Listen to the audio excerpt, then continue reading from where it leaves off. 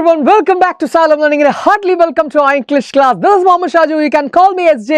ഇന്ന് നമ്മൾ ഡിസ്കസ് ചെയ്യാൻ പോകുന്നത് ഓണം എക്സാമിനേഷന് ചോദിക്കാൻ പോകുന്ന രണ്ട് ഗ്രാമർ ക്വസ്റ്റ്യൻസ് ആണ്. ഉറപ്പായും ഈ ക്വസ്റ്റ്യൻസ് നിങ്ങൾ പഠിച്ചിട്ട് പരീക്ഷയ്ക്ക് പോകാവൂ. കാരണം ഇത് വളരെ വളരെ ഇമ്പോർട്ടൻ്റ് ആണ്. വേഗം നമുക്ക് ക്വസ്റ്റ്യൻസ് ഏതൊക്കെയാണെന്ന് നോക്കാം. യെസ്, ആദ്യത്തെ ചോദ്യം. ഇങ്ങനെ ഒരു ക്വസ്റ്റ്യൻ നിങ്ങൾക്ക് കണ്ട് ശീലമുണ്ട് അല്ലേ? ഒരു സെന്റൻസ് ഇങ്ങനെ തുടങ്ങിയിട്ട് പകുതി വെച്ച് നിൽക്കുന്നു, കോമ ഡാഷ് ക്വസ്റ്റ്യൻ മാർക്ക് ഉണ്ട്. എന്താണ് ഈ സെന്റൻസ്, എന്താണ് ഈ ക്വസ്റ്റ്യൻ എന്ന് നമുക്ക് പെട്ടെന്ന് മനസ്സിലായില്ലേ? സാധാരണ ഒരു കോൺവെർസേഷൻ നൽകിയിട്ട് ആ കോൺവെർസേഷന്റെ ഇടയ്ക്ക് ഡാഷ് ഡാഷ് ഉണ്ടാവാറുണ്ട് അല്ലേ? അതിലാണ് നമ്മൾ ഈ ക്വസ്റ്റ്യൻസ് ഇതിനു മുമ്പേ കണ്ടിട്ടുള്ളത്. യെസ്, നമുക്കറിയാം ഇത് മറ്റൊന്നുമല്ല, ക്വസ്റ്റ്യൻ ടാഗ് ആണ്. എന്താണ്? ക്വസ്റ്റ്യൻ ടാഗ് ആണ്. സംഭവം എന്താണ്? ഒരു സെന്റൻസ് ഇങ്ങനെ പകുതി വെച്ച് നിൽക്കുന്നു, കോമ ഡാഷ് ക്വസ്റ്റ്യൻ മാർക്ക് കണ്ടാൽ ഉറപ്പിക്കുക അതെന്താണ്? ക്വസ്റ്റ്യൻ ടാഗ് ആണെന്ന്.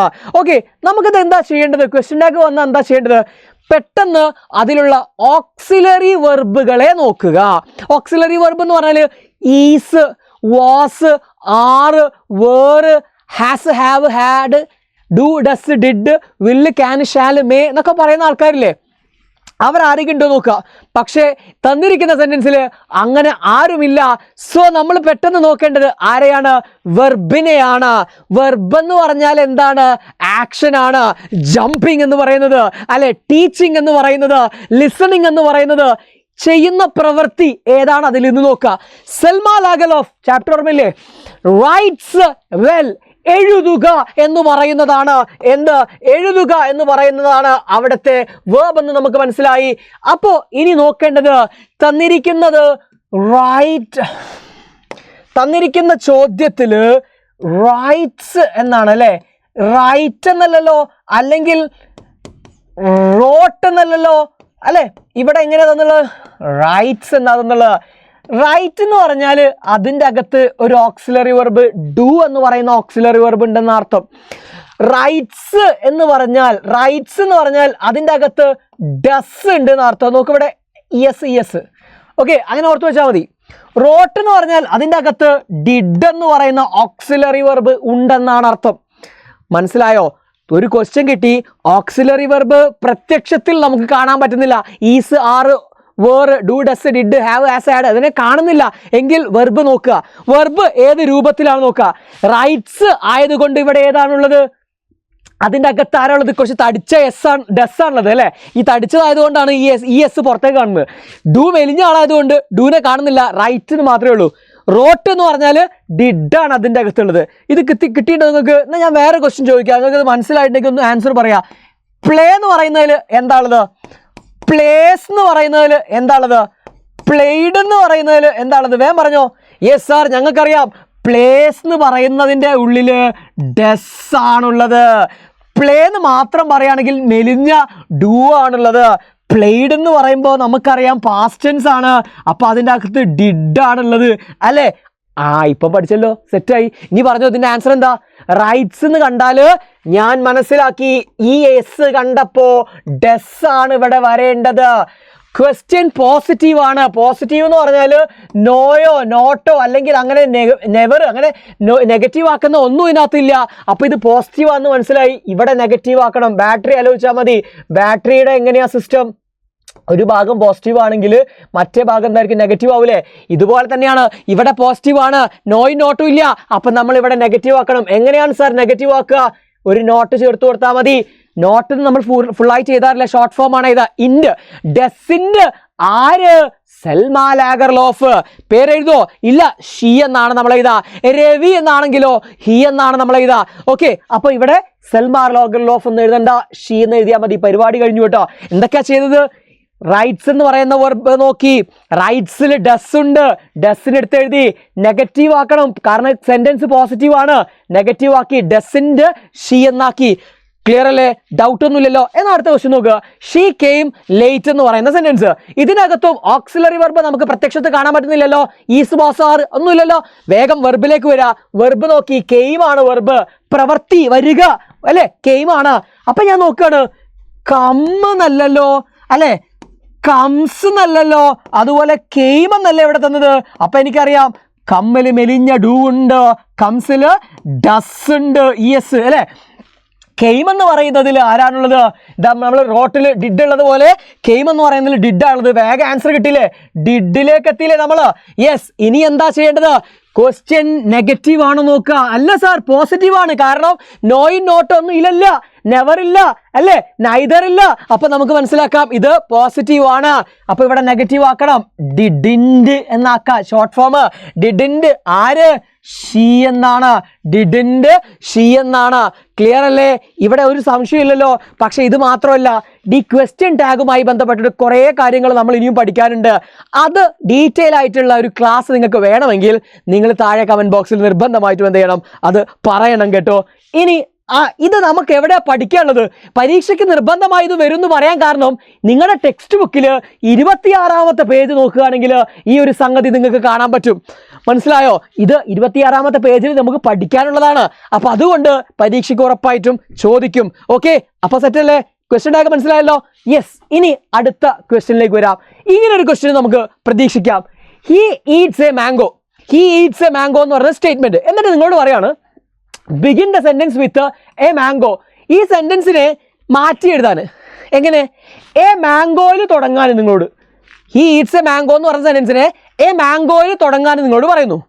ഇതെവിടെയുള്ളത്? യെസ്, ഇതാ 28ാമത്തെ പേജിൽ, ടെക്സ്റ്റ് ബുക്കിൽ 28ാമത്തെ പേജിൽ നത്തിങ് ടോയ്സ് എന്ന് പറയുന്ന ചാപ്റ്ററിലാണ് ഈ ഒരു സാധനം നിങ്ങൾക്ക് പഠിക്കാണ്ട്. ഇതെന്താണിത്? ഇത് പാസീവ് വോയിസ് ആണ്. ആക്റ്റീവ് വോയിസിൽ സെന്റൻസ് വന്നിട്ട് നമ്മളോട് പറയാണെന്ത്? പാസീവിലേക്ക് മാറ്റാൻ. അപ്പൊ നമ്മൾ എന്ത് ചെയ്യണം?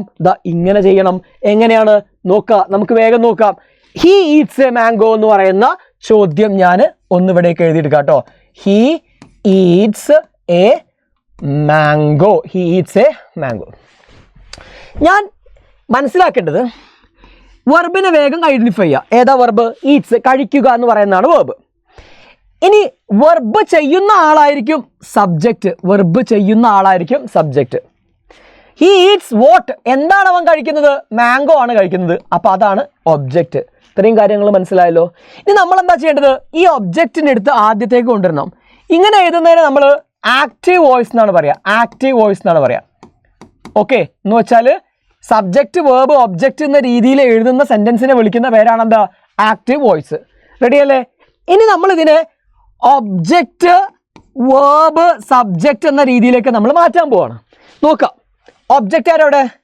A mango. റെഡി അല്ലേ? ശ്രദ്ധിക്കണം, നമ്മൾ ചെയ്യുന്നത് പാസീവ് വോയിസ് ആക്കാണ്. ആക്റ്റീവ് വോയിസ് എന്ന് പറയുന്ന സെന്റൻസിനെ നമ്മൾ ഏതിലേക്ക് മാറ്റാണ്? പാസീവിലേക്ക് മാറ്റാണ്. അപ്പോൾ ചില റൂൾസ് ഉണ്ട് അവിടെ. എന്താ നോക്കാം. ഈറ്റ്സ് എന്ന് പറയുന്ന വെർബ് ഇല്ലേ, ഈ വെർബ് ഏത് ടെൻസിലാണ്? പ്രസന്റ് ടെൻസ് ആണ്. ഈറ്റ് എന്ന് പറഞ്ഞാൽ പ്രസന്റ് ടെൻസ് ആണ്. അതിൻ്റെ പാസ്റ്റ് ടെൻസ് ആണ് എയ്റ്റ്. ഈറ്റൺ അതിൻ്റെ V3 ആണ്. ഈറ്റൺ എന്ന് പറഞ്ഞാൽ V3 ആണ്. ഒരു വെർബിന് 3 രൂപങ്ങൾ ഉണ്ടാവും. Write, wrote, written, go, went, gone, come, came, come, play, played, played. ഇതാണ് V3 എന്ന് പറയുന്നത്. അപ്പോൾ ഇവിടെ നോക്കുക, എ മാംഗോ വെർബിൻ്റെ രൂപം നോക്കുക, പ്രസന്റ് ടെൻസ് ആണ്. പ്രസന്റ് ടെൻസ് ആയതുകൊണ്ട് ഞാൻ ഈസ് എന്ന് എഴുതി. ഇവിടെ 8 എന്നായിരുന്നുവെങ്കിൽ, പാസ്റ്റ് ടെൻസ് ആയിരുന്നുവെങ്കിൽ ഞാൻ വാസ് എന്നാണ് എഴുതുക. ഇവിടെ പ്രസന്റ് ടെൻസ് ആയതുകൊണ്ട് ഞാൻ ഈസ് എന്ന് എഴുതി. കത്തിയല്ലോ. ഇനി നോക്കുക, എ മാംഗോ ഈസ്. ഇനി വെർബിന്റെ മൂന്നാമത്തെ രൂപം, ഈറ്റിന്റെ മൂന്നാമത്തെ രൂപം എന്താണ്? പാസീവ് വോയിസിൽ നമ്മൾ നിർബന്ധമായിട്ടും വെർബിന്റെ മൂന്നാമത്തെ രൂപമാണ് എഴുതേണ്ടത്. അത് ഉറപ്പിക്കണം. ഓക്കെ, ഇനി നോക്കുക, എ മാംഗോ ഈസ് ഈറ്റൺ അല്ലെ ബൈ ആര്? ആര്? മീ അല്ല, ആരാണ്? ബൈ, യെസ്, ഹി അല്ലേ ഇവിടെ ഉള്ളത്? Him, by him. ഇപ്പൊ സബ്ജക്റ്റിനെ നമ്മൾ ഇങ്ങോട്ടേക്ക് കൊണ്ടുവന്നില്ലേ? ഈറ്റൺ നടുവിൽ വന്നില്ലേ? എ മാംഗോ എന്ന് പറയുന്ന ഒബ്ജക്റ്റിന് ആദ്യം കൊണ്ടുവന്നില്ലേ? ഇങ്ങനെ എഴുതുന്നതിനാണ് നമ്മൾ എന്ത് പറയാ? പാസീവ് വോയിസ് എന്ന് പറയാ. സംഭവം സിമ്പിളാണ്. ക്ലിയർ അല്ലേ? മനസ്സിലായോ? എന്നാൽ ഒരൊറ്റ ചോദ്യം ഞാൻ നിങ്ങൾക്ക് തരാം, നമുക്കത് കിട്ടിയിട്ട് നോക്കാം. Okay, he rights A novel. Okay, അത് അതേപോലത്തെ ക്വസ്റ്റ്യൻ ആയതുകൊണ്ട് ഞാൻ ജസ്റ്റ് ഒരു മാറ്റം വരുത്താം. Okay, he wrote a novel എന്നാക്കി. അപ്പം എന്താണ് ഇവിടെ verb? റോട്ടാണ് verb.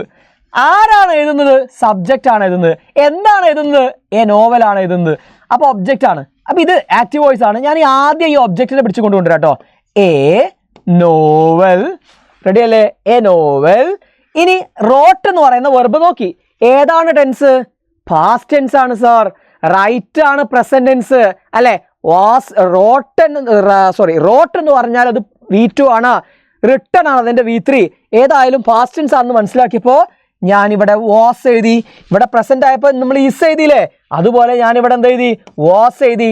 A novel past tense ആയതുകൊണ്ട് വാസ് എഴുതി. Was V3. ഞാൻ പറഞ്ഞില്ലേ പാസീവ് വോയിസിലേക്ക് മാറ്റുമ്പോൾ എല്ലാം V3 ആയിരിക്കും, വെർബ് മൂന്നാമത്തെ രൂപത്തിലായിരിക്കും എന്ന് പറഞ്ഞില്ലേ. A novel was written by ആരാണ്? ഹി അല്ലേ? ഹിം എന്ന് എഴുതി. ഇപ്പൊ റെഡി അല്ലേ? ഇങ്ങനെയാണ് നമ്മൾ എന്ത് ചെയ്യുക? പാസീവ് വോയിസിലേക്ക് മാറ്റുക. ഓക്കെ, അപ്പോൾ ഇത്രയും കാര്യം നമ്മൾ നിർബന്ധമായിട്ടും എന്ത് ചെയ്യണം? പഠിച്ചു വെക്കണം. So this is very very important. കാരണം ഞാൻ പറഞ്ഞു നിങ്ങളോട് ടെക്സ്റ്റ് ബുക്കിൽ ഈ പേജിൽ ഇതുണ്ട്. സോ പരീക്ഷയ്ക്ക് നമുക്ക് എക്സ്പെക്ട് ചെയ്യാവുന്ന വളരെയധികം ഷുവർ ആയിട്ടുള്ള ഒരു ക്വസ്റ്റ്യൻ ആണ്. ഇത് മറിക്കാതെ പോരുത്.